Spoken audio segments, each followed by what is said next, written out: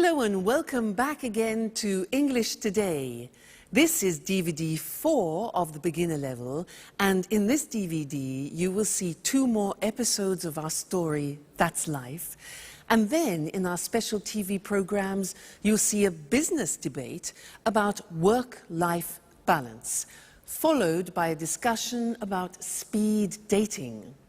Then in the grammar section, we'll study the present continuous and its uses and how to express a planned future. Okay, so enjoy yourselves.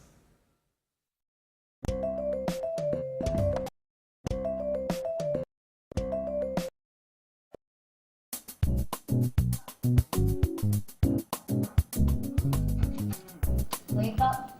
Amano, time for school. Come on. Hi, Alice.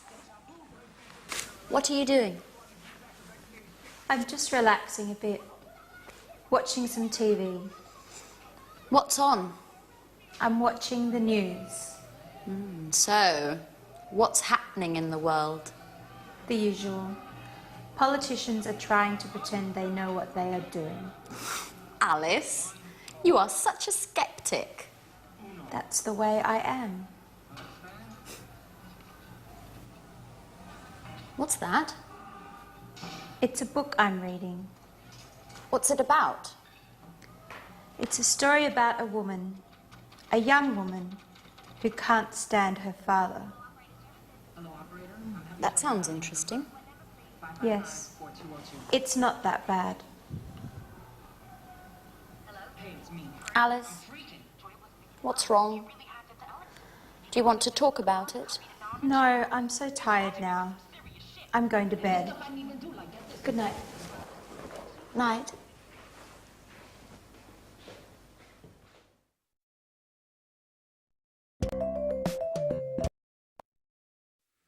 Hello again and welcome back to English Today for some more English.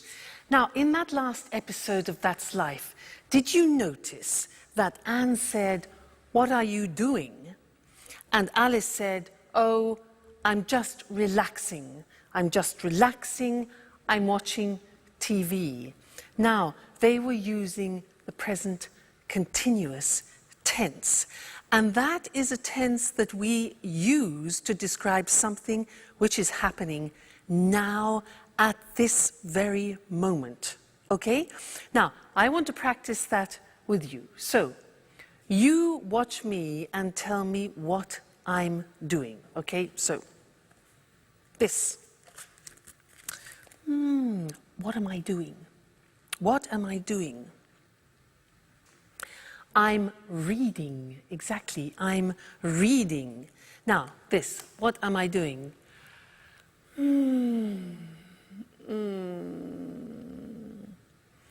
I'm relaxing. I'm relaxing. Now, what am I doing?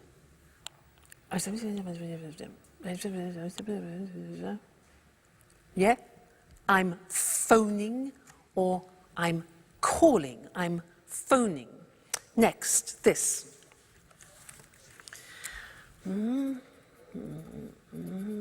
What am I doing? Okay, I'm writing. I'm writing. Good. Next. What am I doing?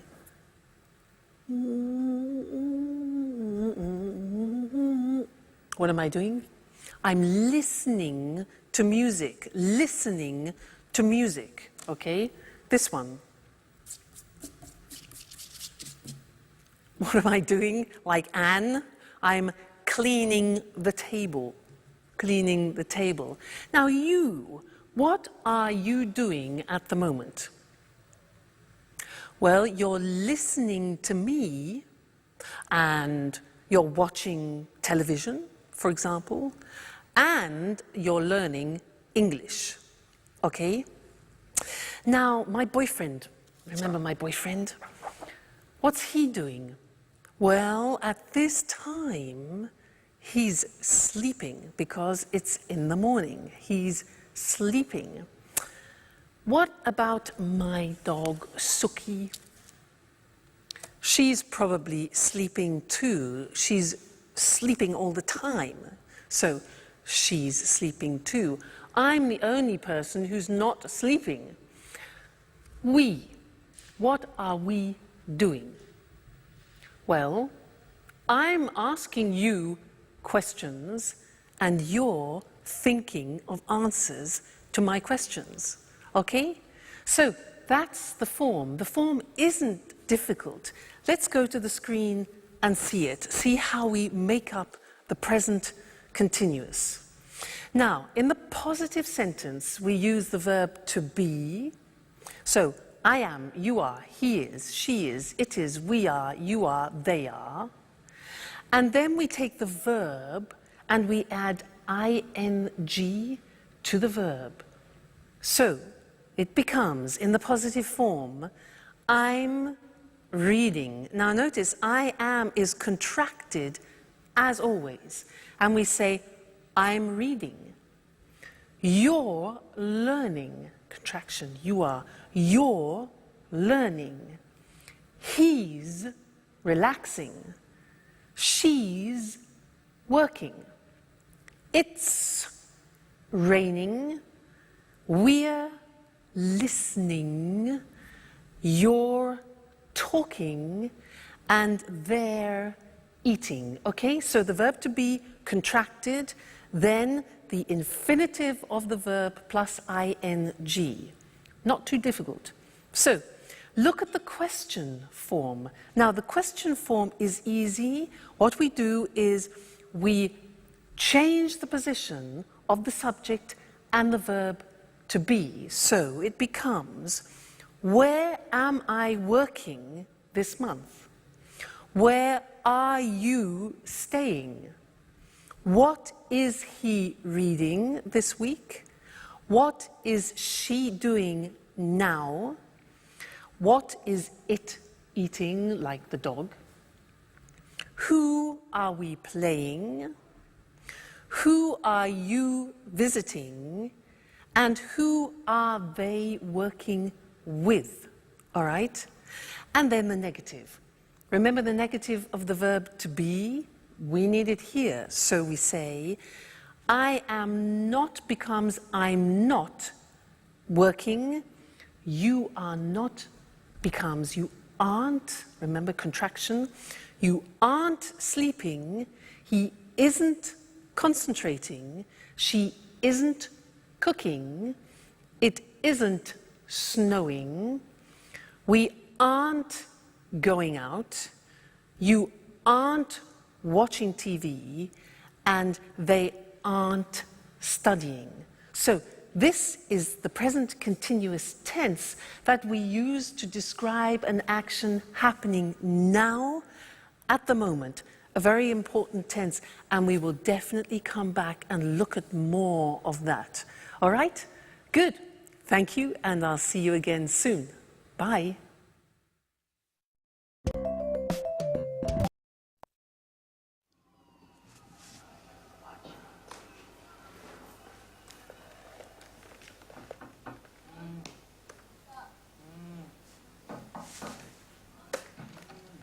Wake up.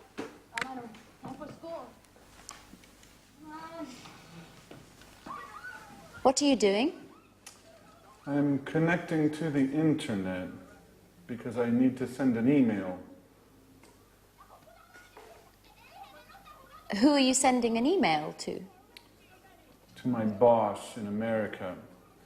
He needs the weekly report immediately. Why? Because he has a meeting with the shareholders tomorrow morning.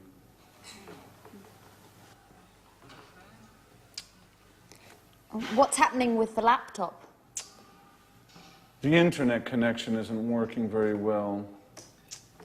Sometimes it happens with my computer too. Do you have a suggestion? Usually Peter lends me his computer.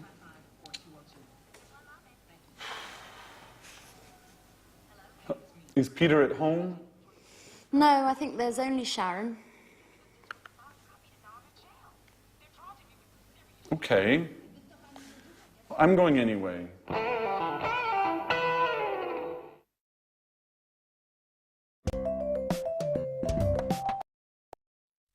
Anne has daggers for Sharon, doesn't she? Things are beginning to heat up. Now, did you notice that they used the present continuous a lot? A lot of things were happening at that moment, with Jack getting on the internet, having problems with his computers, asking Peter for help, etc. I want to tell you something about when we use the present continuous, because there are two occasions to start with. First, when we describe something happening right now. For example, we are learning English. But then we use the present continuous to describe an action happening around the present. I could say, for example, at the moment, I'm doing yoga, which doesn't mean at this very moment, but at this point of time in this month, for example, okay? So at the moment, which is around the present, I'm doing yoga, one use, and the other is now we are learning, we are studying English. Okay, so that's interesting. Let's look at the screen at some examples about that, okay? So, present continuous, asking or telling about something happening now at this present moment in time, okay? So the examples, I'm teaching now. You're listening now. He's learning at the moment, okay? And the other example is when you are speaking about something happening around the moment. So we're studying English, for example, this month. Or she's reading a new book this week. Or they're working on the project this week. So you see the slight difference between the two? That's important. Now let's go back to That's Life and listen again to how they use the present continuous. And then I have something else to tell you about it after. Okay? So, see you later. Bye.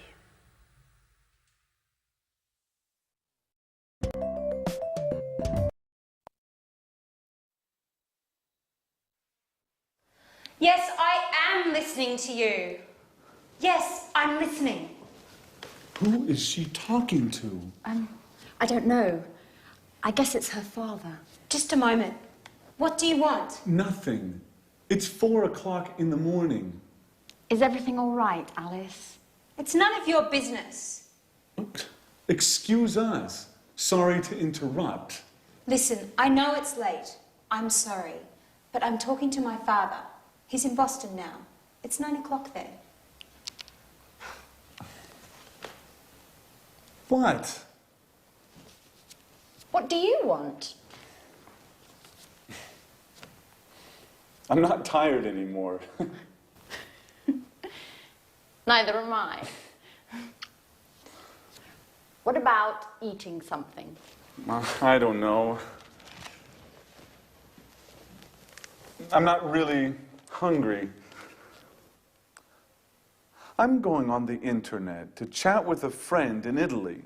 Would you like to join me? Now that I'm not sleeping anymore. Would you like to see him? How? I have pictures of him on my computer. And do you know what? He can see you too, with the webcam. What? Oh my gosh! No, please. I'm horrible now. Oh, no, you're not. And besides, he might be interested. Why? Do you think I need a boyfriend?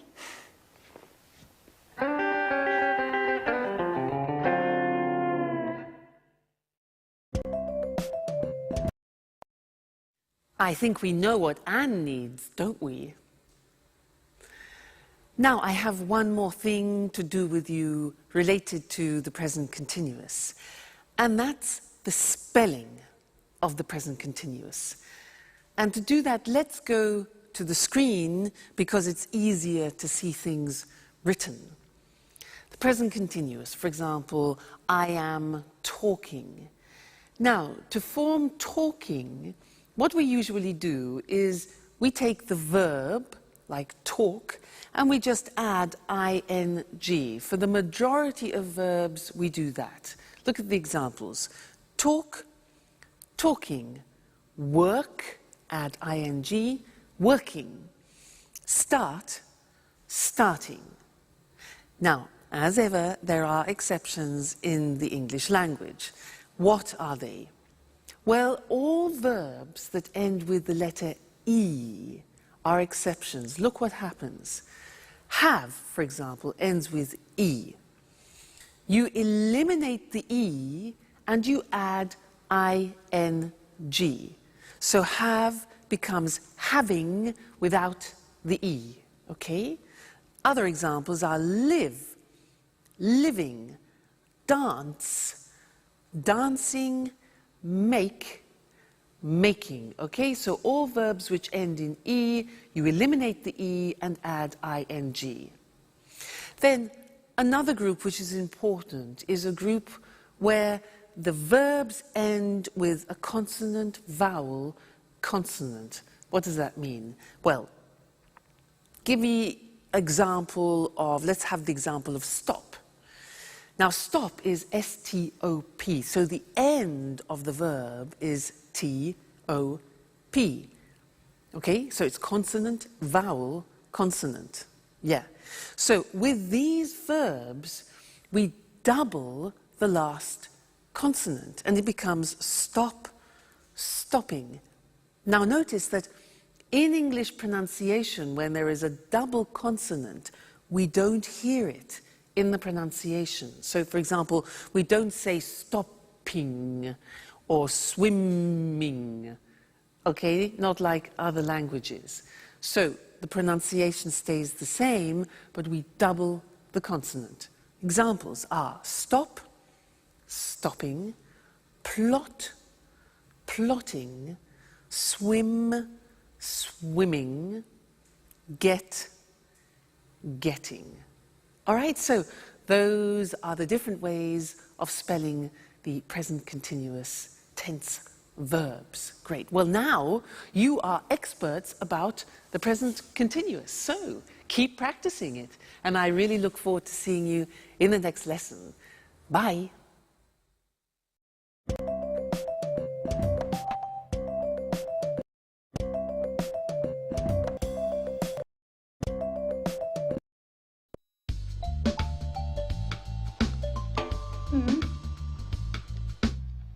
Fine.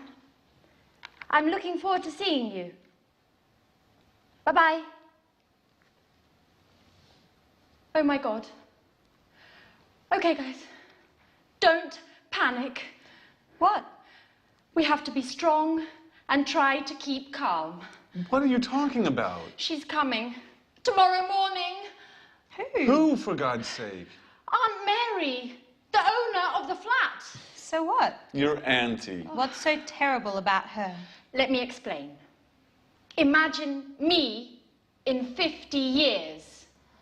You mean you, old, with your manias, your cleaning obsessions? Oh my God. Okay, don't panic. So, what do we have to do? Let me see. What do you have scheduled for today? Well, today is a busy day. I have to finish my painting. No way! Painting means brushes, colours, dirt and mess everywhere. As for me, let's check my date book. Date book? I don't believe it. You mean you don't have a PDA? Please, Alice. I have a program on my laptop. I don't need a PDA as well. I'm just surprised, that's all. You're usually highly technological. That's not entirely true. I like to use paper and pen as well. Okay, leave it, guys. Let's go straight to the point. What's on your schedule today? I'm meeting a client from 4 to 5, and then I'm going to the mall. Why are you going to the mall? I want to buy a new modem for my PC. A new modem? That's not exactly business. Yes, well, there's something wrong with mine. Okay, Maybe it's not that important. I can go tomorrow morning. That's very kind of you, Jack. Well, let me see. I've got a list with all your duties here. But what is it? It's always with me. For emergencies, you know. Just like this one. Jack. At your orders, General. You have to clean up the kitchen. You're washing the dishes, cleaning the oven and the fridge, the burners and the basin. Oh, and finally, you have to sweep and mop the floor. I'm ready. Oh, and obviously, you have to clean your bedroom too. Ooh, sounds exciting. Alice, you have to clean the living room. You have to throw all these magazines out. Put all the CDs in order. Clean up the carpet. And dust the furniture. Do I have to mop the floor as well? Of course. As for me, I'm cleaning the bathroom and all the windows. Well, I want you both in the living room at 6:30 for a detailed report, okay? Yes, sir.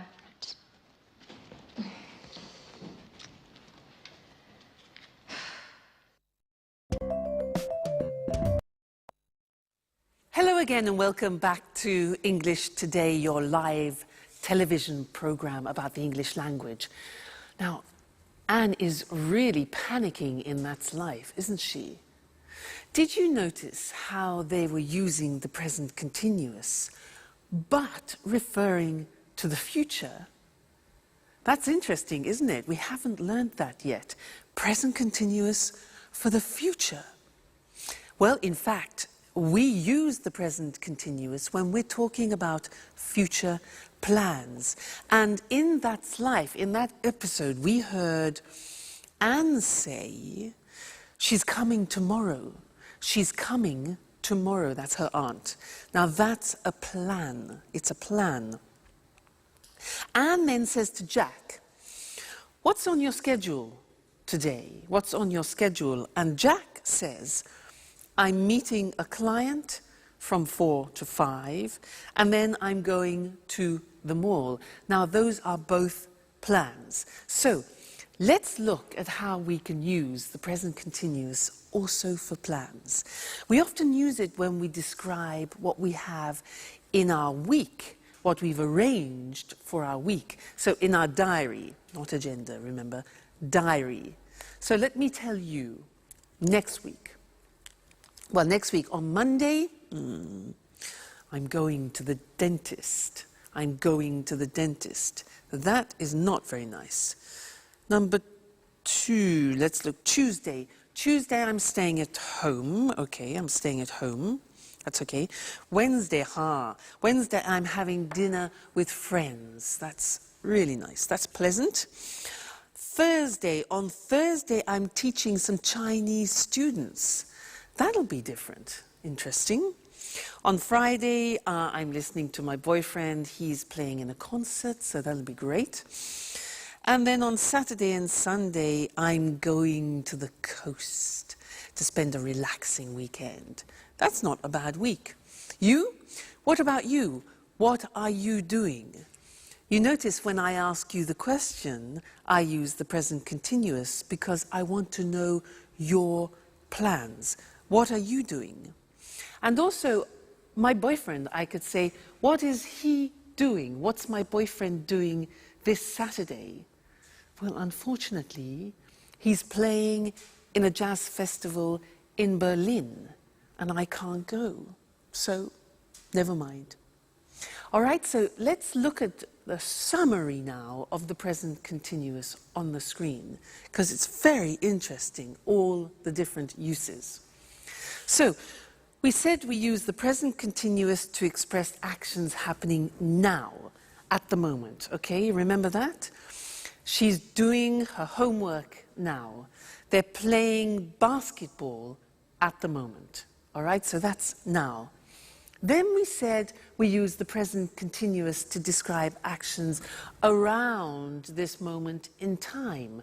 For example, she's studying Spanish this month. Or we're going to do yoga. We're doing yoga this week. So around the present time. And this lesson we learned present continuous for a planned future, a programmed future. Okay, so I'm going to the dentist this afternoon. That's a plan, it's a schedule. Jack's meeting a client. That's a plan. Aunt Mary is coming tomorrow. And the question, what are you doing tomorrow? We're flying to New York. All right, so important that. Have a look at that episode again and listen for the present continuous used in the future. And also listen for something else which Anne uses. She uses often the verb have to for duties and responsibilities because we're going to study that together. All right? Great. I'll see you soon. Bye.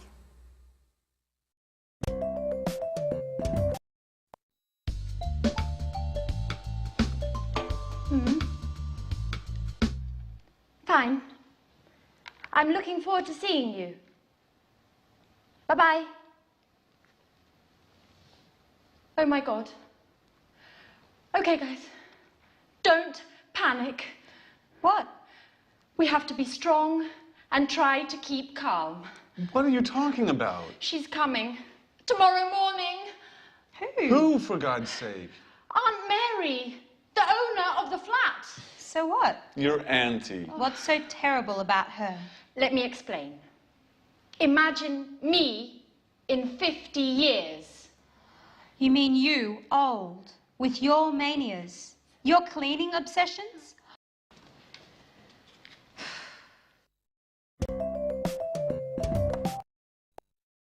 I don't know about you, Mr. Monkey, but there's something I just can't stand is cleaning the house. Just awful. Oh, hello, camera one. How are you?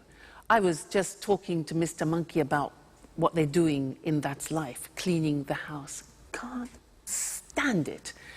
Now, did you see Anne organizing everybody, responsibilities, duties? Well, she was using some language that I want to study with you now. Did you hear these sentences? Jack said, so what do we have to do? And Anne replies to Jack, you have to clean up the kitchen, you have to sweep and mop the floor, and you have to clean your bedroom like a child, yeah?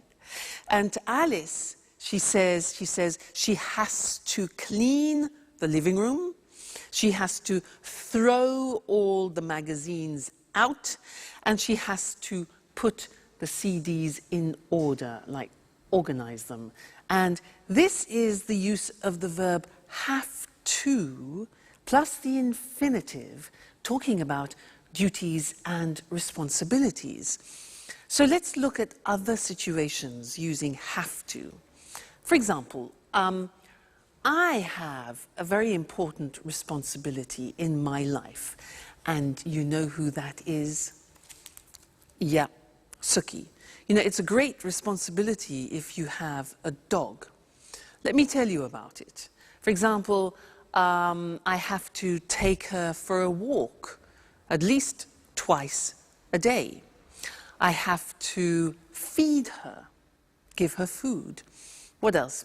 I have to keep her company too, because when she's alone, she often barks. You know, barks. Arr, arr, arr, arr, arr. So I have to keep her company. What else? Oh yeah, if I go on holiday, I have to find her kennels. Kennels is like a hotel for dogs, so that she is looked after. So she's a great responsibility. Think of my boyfriend. Now, he's a professional jazz musician, and he has responsibilities. For example, he has to practice at least 4 hours a day. He has to learn new songs. What else? He has to attend master classes, for example, and he has to work at night. Now, what about you? I'm sure you have responsibilities and duties. What do you have to do? You have families, maybe. And also, you're learning English, so you have a responsibility towards learning the language. For example, you have to learn new vocabulary, and that takes memory. So vocabulary, you have to practice speaking, practice listening, and you have to dedicate time to learning the language. Okay? So that's have to, and I want to look at that with you now on the screen, because it's a very interesting verb, and when you want to talk about your responsibilities and duties, this is the verb to use. Now, so, have to, for daily responsibilities and obligations. Now, we use the verb have, which is conjugated. I have, you have, he has, she has, it has, we have, you have, they have. Then we add to, have to. Okay, that's very important.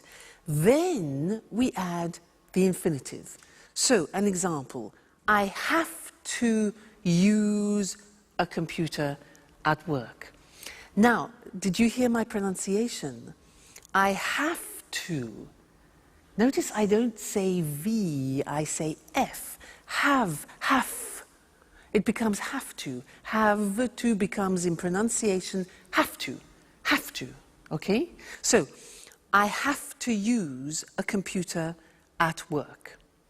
She has to write a report. Third person has, okay? She has to write a report. He has to answer emails. All right? We have to, we go back to the pronunciation with F, we have to pay taxes, unfortunately.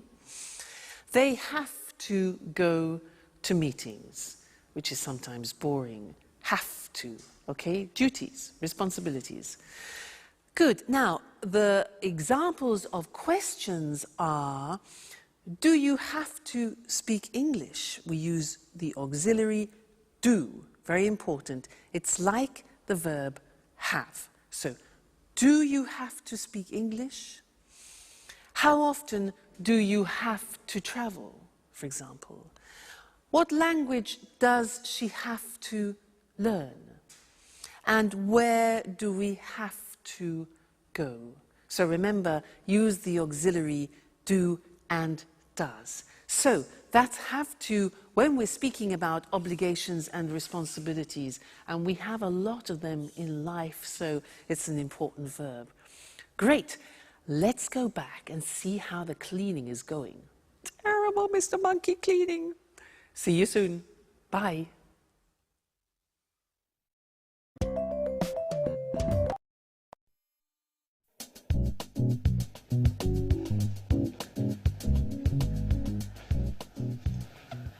Well done, guys.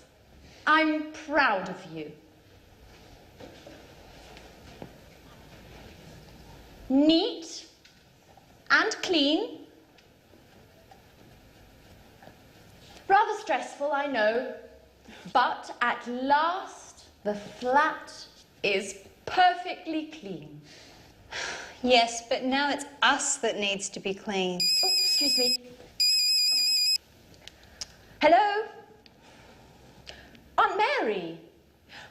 Everything is ready for your arrival. I'm picking you up at the airport tomorrow at... What? Really? Oh, I understand. What a shame. Oh, no, not a problem. At all. I hope you get well soon. Right. Bye-bye. So? What? Aunt Mary isn't coming anymore. She's got a cold. Hey guys, I've got the part. But what's happening here? Nothing special. Congratulations, Peter.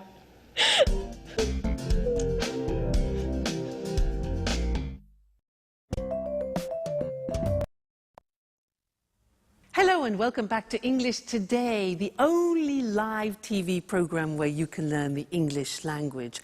And let me tell you what happens here. Well, there are a lot of sound technicians, cameramen, technicians everywhere helping me make this program for you, and it's great. It's a real pleasure to teach you. Now, in this lesson, I want to do a general revision of the present tenses, just to be sure that you've understood everything we've learned so far, okay? Now, do you remember him? Mr. Dinosaur? Do you remember him? Dinosaur? He represents the simple present tense, and when we use it, do you remember? Let's check that. Mr. Dinosaur, dinosaur. These letters represent the beginning of frequency adverbs. Do you remember them? Let me remind you. O is often. So, I often drink coffee in the morning. What about this? A. Good. Always. Great. I always get up at 6:30 in the morning. This one. Usually. This one. Rarely. Rarely. Difficult pronunciation. This one. Sometimes. Great. This one. Never. Okay. And this one here.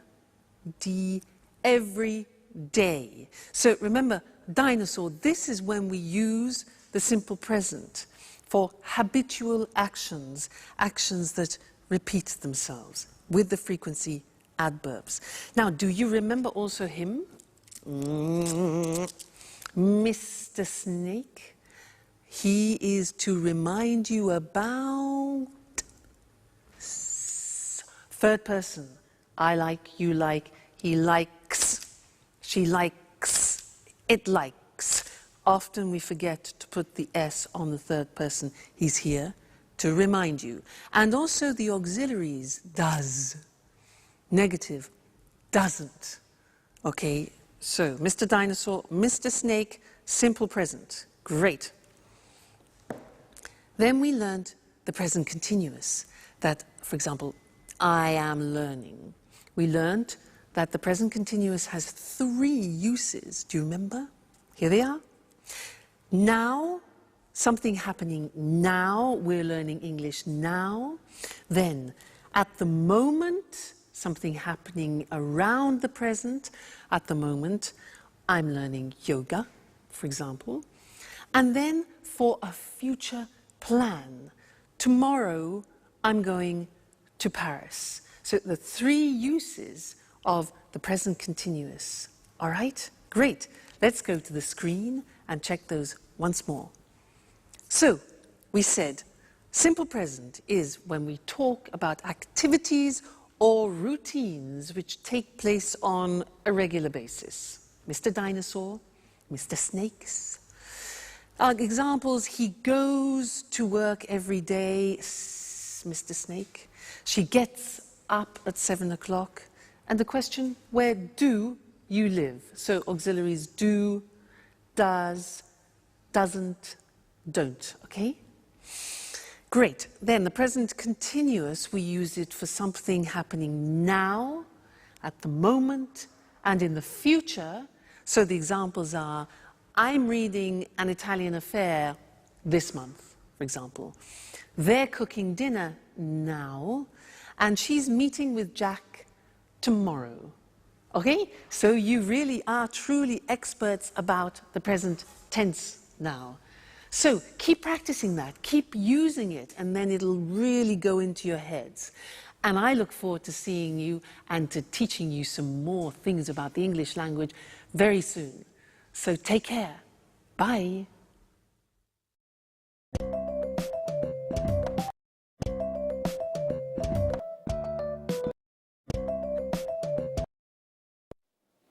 Good evening.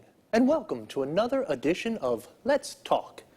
In the studio with me this evening are our commentators, Marie and Tom. Welcome. Hello. Hello. Well, what's the subject of our debate this evening? We're talking about the work-life balance. Wow, sounds interesting. What exactly does the expression work-life balance mean?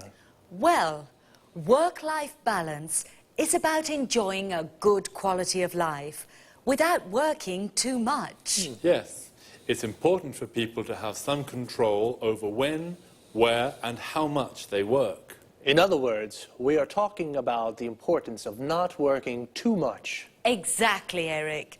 Today, for many people, work is the only thing they think about. We have no time for family, no time to relax, and no time for ourselves. You're right, Marie. And of course, today with the internet and mobile phones, it's possible for people to work 24 hours a day, from home, from the car, from anywhere. That's true, but you need to have a job to live. Of course, but work isn't the only important thing in life. Workers today are tired and feel stressed. Yes, people are working long hours. Do you know that 30% of UK workers take work home in the evening and at weekends? Really? In the evenings and at weekends. That's a lot of work. Yes, it's a real problem. For our quality of life, I mean. Right. And there are also problems at work for mothers with young children and workers who look after ill or old family members. Of course. Are there any solutions to these issues? Well, companies are looking for solutions. They're studying new ways of working. What are these new ways of working? For example, companies can introduce flexible working hours. I mean, workers start work early and finish work early, or start work late and finish work late. Or they can encourage home working. Workers can use the internet and work from home. That way, they save time as they don't travel to the office. Interesting solutions. And what about part-time work? Yes, this is another way of solving the problem of too much work. Workers can work 2 or 3 days a week. So, there are ways of finding a good work-life balance. We need to put them into practice. That's right, Eric. Okay, so remember, don't work too much. A good work-life balance is important for the individual, for the company, and for society. Thank you to our commentators. Thank you. Thank you. And goodbye. And see you again soon for the next edition of Let's Talk. Let's have a closer look at the expressions from our debate about work. As Marie and Tom just said, many people work too much, so they are stressed and tired. Do you work long hours? To work long hours means you work a lot of hours in a day. A lot of people take work home. This means if you don't finish your work in the office, you take it home and finish it there. Can you take work home in your job? This is different from homeworking. Homeworking means you work from home. You have a computer at home with internet access, and you do your job at home. Flexible working hours means you don't work from 9 to 5 every day. You work 8 hours a day, but you can decide when you start and finish. Part-time work means you don't work every day, perhaps just 2 or 3 days a week, or only in the morning. If you work part-time, then you have a part-time job. Full-time work means you work 8 hours a day, 5 days a week. You work full-time. You have a full-time job. Notice how we say in the morning, in the afternoon, and in the evening. We use in for parts of the day, but we say at night, and we say at weekends.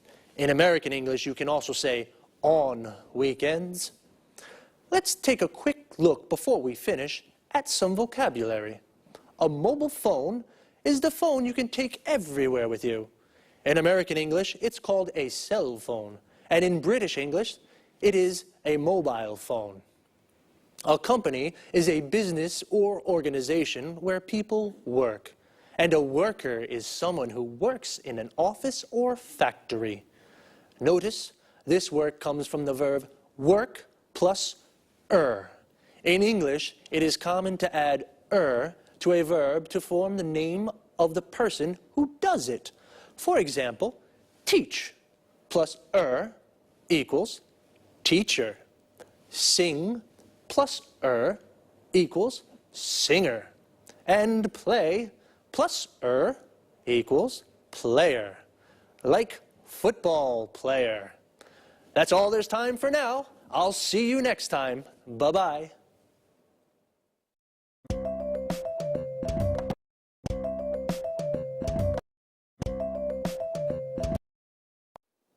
Hello everyone, and welcome to Let's Talk, the Saturday evening debate with our two commentators, Tom and Marie. Good evening. Hello. Tom and Marie, tonight I'd like to hear your thoughts on these new ways for people to meet their ideal partner. What do you mean, Eric? Well, a friend of mine is going to a speed dating event next week, and he wants me to go with him. I don't know what to do. I'm curious. I'd like to try, but... Come on, Eric. No buts. You have to go. Speed dating's great fun. And even if you don't find your soulmate, it's an interesting way to spend an evening. That's true. Speed dating's really popular at the moment. It's a great opportunity to meet people.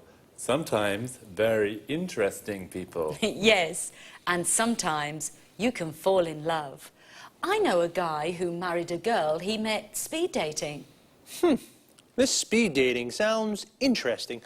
I'm single, you know, but how does it work? Perhaps you can explain this to our viewers, too. I'm sure people would like to know exactly how speed dating works. I'd certainly like to find out. Well, speed dating events usually take place in nightclubs or pubs. The participants have a number and they sit around tables. The men are on one side, the women are on the other side. Then the fun starts. You have 4 minutes to ask your questions. Only 4 minutes, remember. The other person asks questions too. Then you move to the next table and ask your questions again. What kind of questions can I ask? Anything you like. For example, what's your name? How old are you? What are your interests? The kind of questions that you ask when you meet somebody for the first time. And what happens next? Well, you write down your thoughts about the person. The person facing you does the same thing. At the end of the event, you give your thoughts about the people to the organisers. What do you mean, my thoughts? It's easy. You select the people you'd like to meet again. The organisers then add your decisions to their website. And then what happens? The next day you go to their website and read the results. Oh, what results? Well, if you select a person and that person selects you, you can meet again. Now it's time for a slow date. Wow, it sounds really interesting and fun too. Well, I think I'll go with my friends next Wednesday to that speed dating thing. Would you like to try speed dating? Well, now it's time to say goodbye to our commentators, to Tom and Marie. Goodbye, Eric. Goodbye, Eric. Goodbye. And goodbye to you, and see you again soon in our next edition of Let's Talk. Well, the speed dating sounds a little crazy, but fun, so I think I'll go. As Marie said, I don't think I'll find my soulmate, but I'll definitely meet a lot of people. A soulmate is the perfect person for you. In other words, your ideal partner. The best person to spend your life with. Do you have a soulmate? Here are some other useful expressions and words to talk about. Affairs of the heart, for example. A date is a meeting with a special person. We say, go on a date, or I've got a date with somebody. For example, I've got a date with Lucy. If you do have a boyfriend or a girlfriend, then you are in a relationship. You say, I'm in a relationship. When you fall in love with someone, you like the person a lot. It's a wonderful feeling, and beautiful things happen. And you say you are in love with that person. And if you are in love with a person, you may decide to marry them in a church or a town hall. When you marry, you form a legal union with a person forever, and you say, I'm married. But it doesn't always last forever. People sometimes divorce. They separate from the person they marry, so they are divorced, and they say, I'm divorced. Do you have a boyfriend or girlfriend? Are you single? Well, if you're not in a relationship, then perhaps you'd like to try speed dating one day too. That's all for me for now. See you again soon.